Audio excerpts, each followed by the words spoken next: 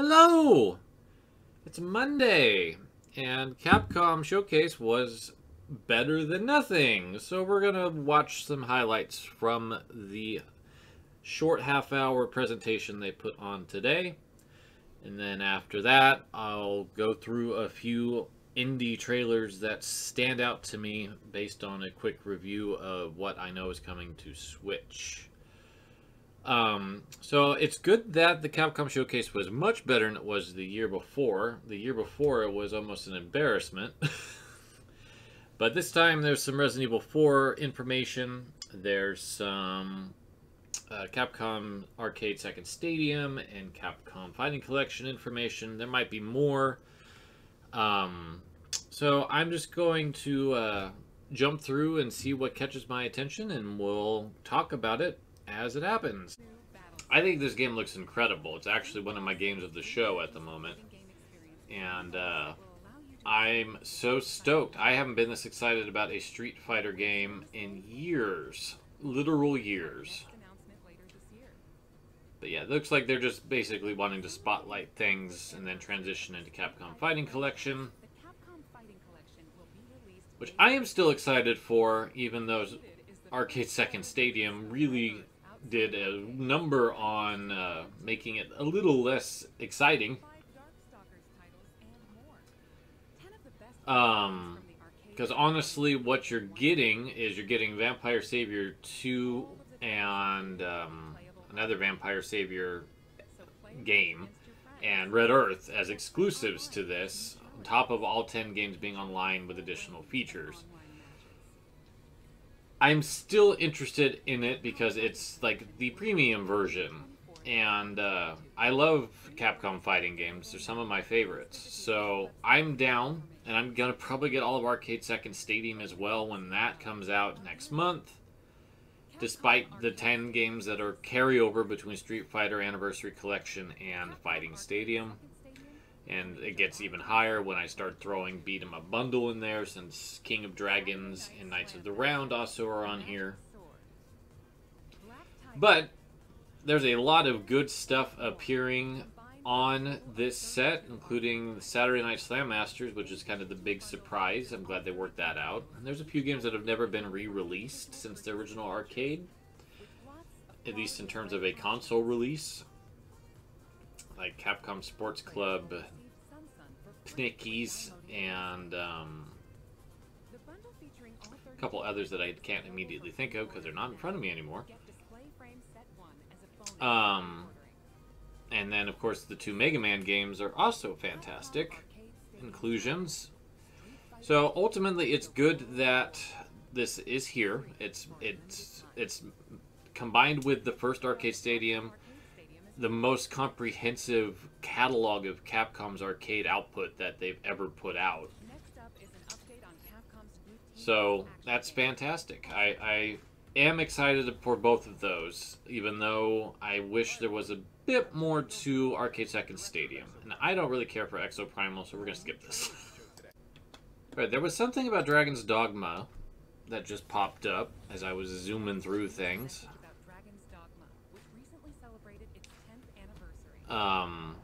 There have been a lot of rumors about a second game in this, not quite a series.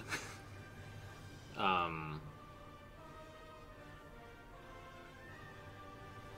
I actually really like Dragon's Dogma Dark Arisen.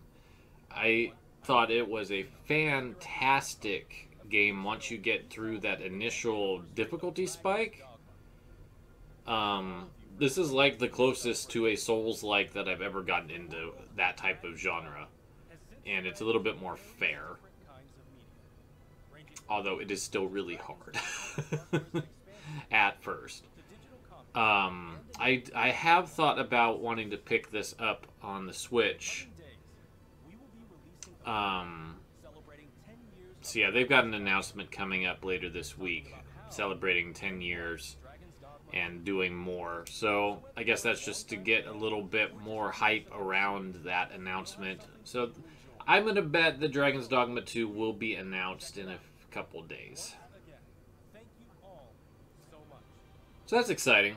I don't know if I'll record a separate reaction to that, but Here we are. So we have mini Resident Evil updates. So I'm going to guess, yep, we're going to see the Village DLC finally.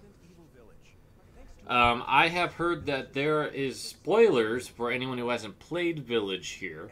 So you might not want to tune in to the rest of this video. Just to be on the safe side, I'll put a little timestamp where Resident Evil 4 starts.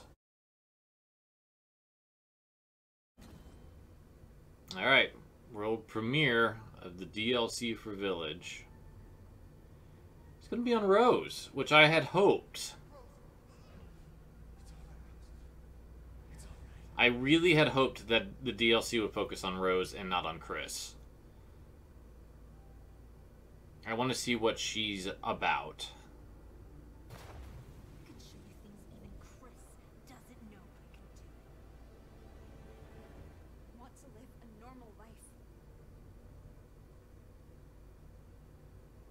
So this is exciting. This is very exciting for me, personally. So is she, like, going back?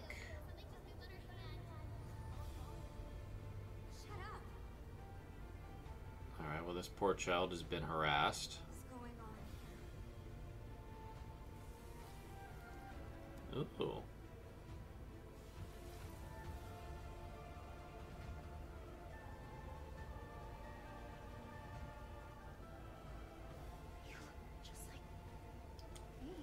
Oh.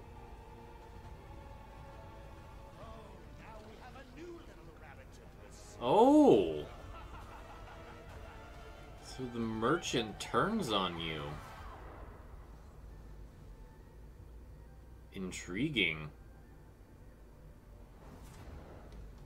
Cool. That's really cool.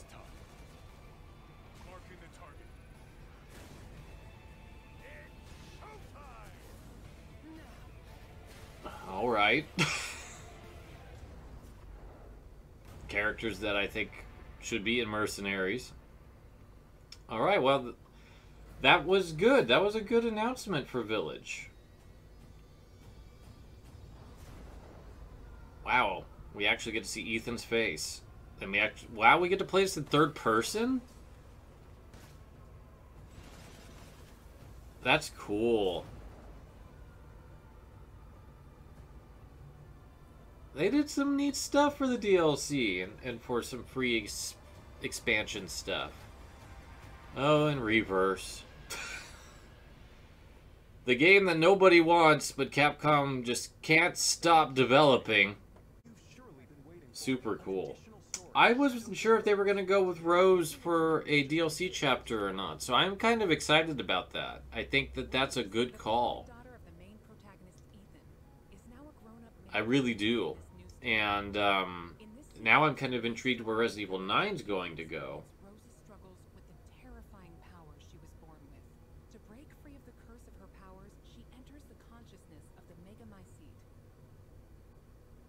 Wow. She meets a girl who looks just like her. In this mysterious realm of consciousness, time and space is warped beyond recognition. This is really interesting. Being who calls himself Michael, who might be of assistance with removing her powers. Shadows of Rose is set completely in a third-person perspective. In the realm of consciousness, you won't only face creatures, but the world itself seems to be attacking you. Enjoy the This is really interesting. being your greatest enemy. How will Rose find freedom from her mysterious powers? The DLC for Resident Evil Village Winter's Expansion includes all... Well, hopefully they release a gold edition of some sort for Resident Evil Village. Great. I say it and it becomes reality. Alright, we're back. For some reason, they changed the end of the trailer. If I could just forget what happened that night. The pain. Even for a second. I don't know why they did that. This time, it can be different. But everything else appeared to be the same.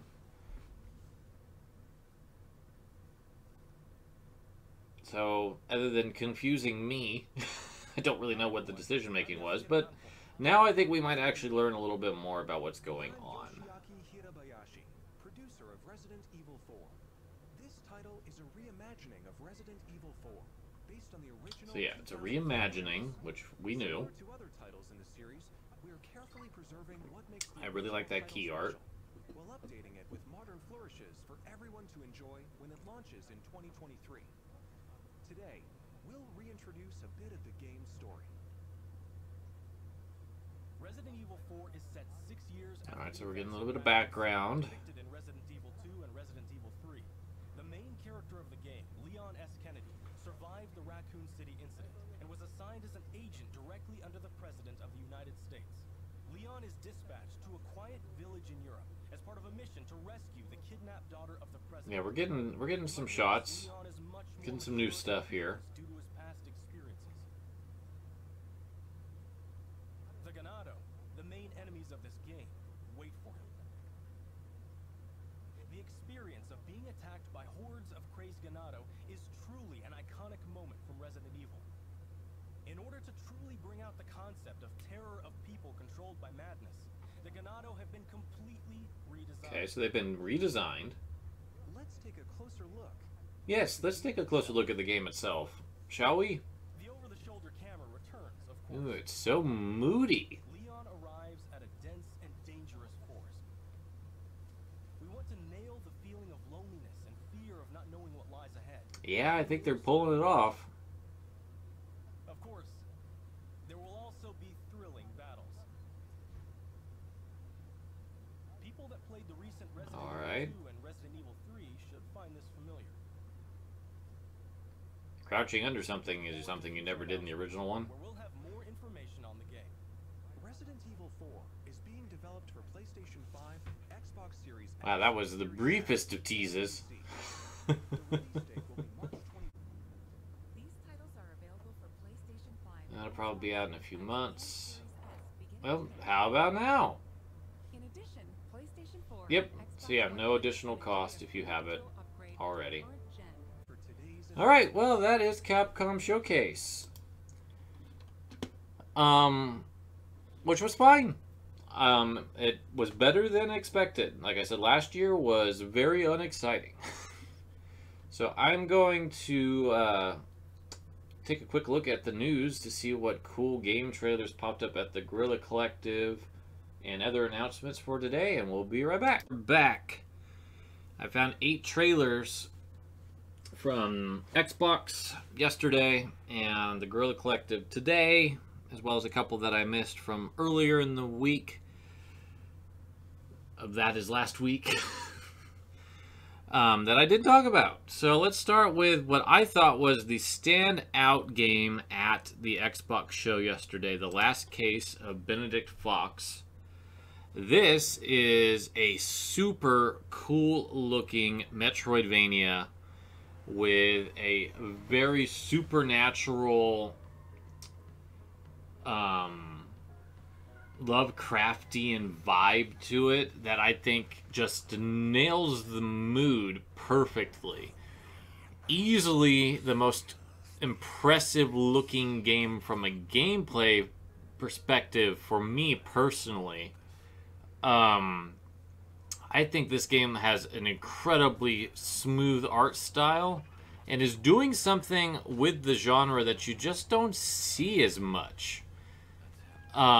It's definitely a Metroidvania in how it handles things, but it is very unique in how it is playing with the conventions of this hybrid genre. And you can see that our pro tag here is a bit of a cursed person, and uses that to his advantage to do double jumps, grabbing the ceiling, stuff like that, pulling enemies around. But this scene here makes me kind of wonder how the HP piece works. So I'm very intrigued by this game. I think it's really cool looking. And definitely, like I said, out of everything Microsoft showed yesterday, easily the one that caught my attention the most. We got to see more of Plague Tale Requiem. the sequel to Plague Tale Innocence. And I really would like to play both of these games. Innocence is on the Switch, but only on cloud.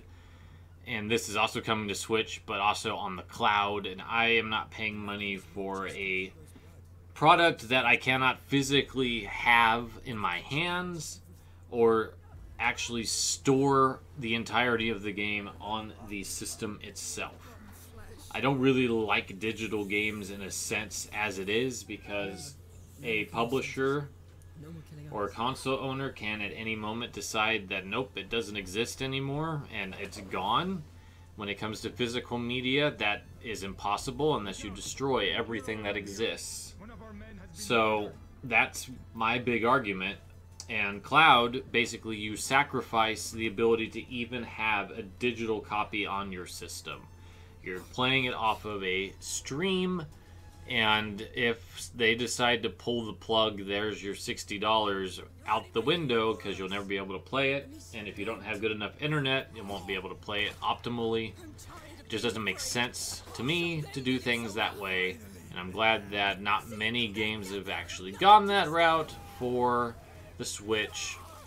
Because I've tested the technology out with Control, and I'm not that thrilled about it. But outside of my complaining about it being a cloud Switch game, I think this is a great evolution of the mechanics that were shown in the original game. You have more attack options. It looks like your little brother has the ability to control the rats. So I'm pretty pumped to see this game through. I need to have a system that will play it, that it has the ability to play it physically, but I'm looking forward to it. Now this is interesting. This is an interesting game here. There was so many rumors about GoldenEye showing up yesterday. It didn't happen, but at the PC gaming show, this showed up. And this is an homage to GoldenEye and Perfect Dark, specifically GoldenEye though, called Agent 64, which has a solo campaign in line with the N64 classic. Has a multiplayer, but it also has the ability to build your own scenarios and multiplayer maps. And it's pretty rad. It's pretty rad, just in concept. It makes me wonder how open the creation engine is, and if you can import your own stuff into it. Because if you can do that, then you can get all kinds of really interesting stuff going on here. This is currently only PC only. I said only twice, but you know, you only live twice. But this is it's a cool game. Let's do the last few that I actually have seen, and then the last two I have not. Demonschool should have been in something more serious than it didn't end up in. Because this is one of the slickest games that have come out of Naughty 3, in my opinion, especially from indie devs. This is like the old school Persona games in terms of how it plays and looks, but with this really cool, really sick art style that is just the right amount of detailed for sprites of this size. It gives me like a Castlevania vibe, but it also plays like the old Personas as well, in that you have like this, well, maybe not old Personas, but they're like Vandal Hearts and stuff like that, where like if you hit someone, other people react around you and you can knock it through lines, like Radiant Historia. I think this game looks really sick. Like, this is super cool looking, and I love the art style of everybody. It's really having fun with sprites and early polygonal look. It looks like a really fancy ass PS1 game, and I'm just here for it. This is definitely at the moment like a top 3 of show game, in my opinion. I think it looks super sick. I want to know more. And it is coming to Switch, which instantly caught my attention because when you put a cool looking game on Switch, it makes me happy. So yeah, that's one of my games of the show right there. Planet of Lana got another trailer. I totally missed this. This was that Day of the Devs. This is just one of the most beautiful games that I've seen, and it bums me out that it's an Xbox exclusive still.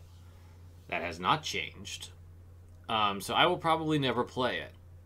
But I'm still going to spotlight it because I think it's a really sweet looking game that has a beautiful, beautiful art style. It's the type of gameplay I would be into. Apparently Finn wants to play it too. He's got a lot to say right now. Yeah. We've seen this. We're actually getting a lot more gameplay than we've ever seen of this game. Your little friend there can manipulate creatures and plants. And we're getting to see, like, you can swing around on ropes. Do a lot of puzzles, dragging stuff around, but don't want to mess with certain enemies. I bet money on. But just, it's such a beautiful game. The environments continue to impress.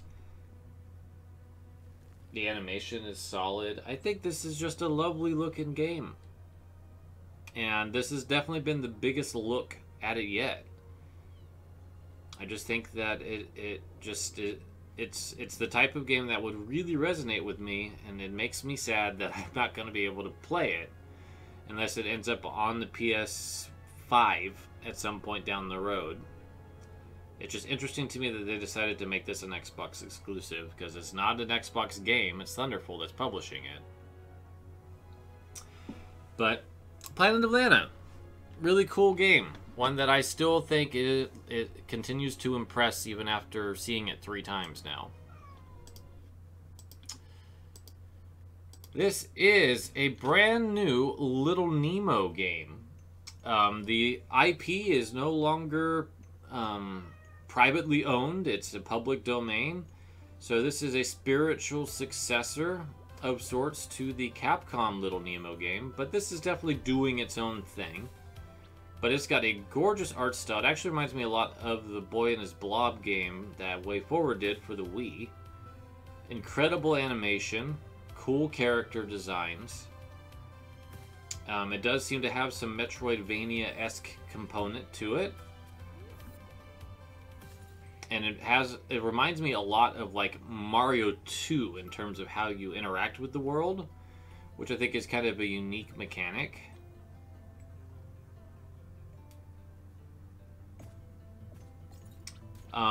From what I've seen, you don't necessarily collect suits to wear. At least yourself. But it does seem like that does seem to be a part of the game proper, is to help people regain their humanity. But if you want to support this game, which looks incredible, it's now on Kickstarter from Diesoft. Mad props to you guys for making a cool looking game. I haven't watched this. So this is called Decarnation. This got a fair amount of buzz earlier. It's an adventure game.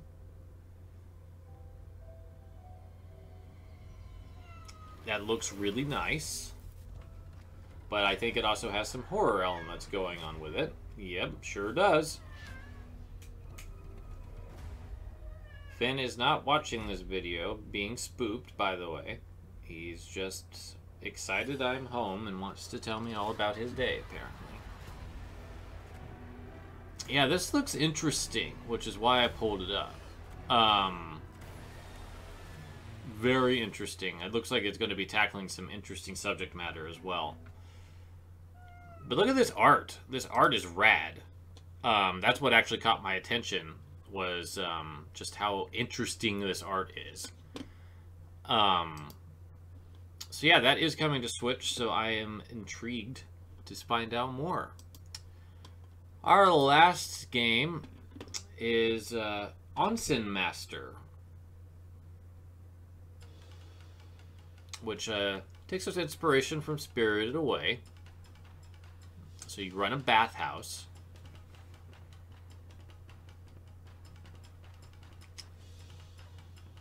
And kind of looks like Overcooked, but with a bathhouse instead. So you got to clean the baths, get rid of all of the yokai that are messing them up.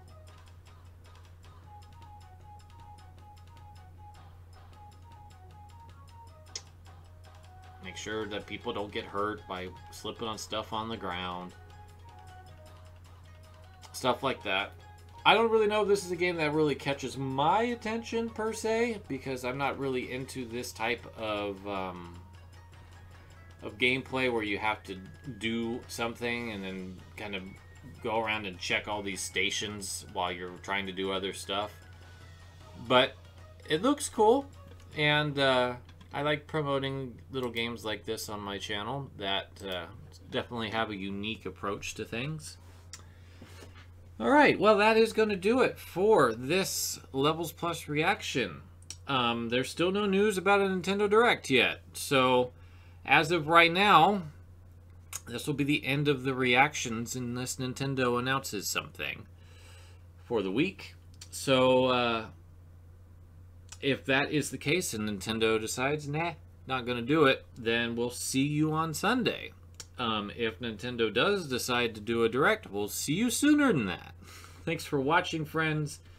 Have a wonderful week. Take care.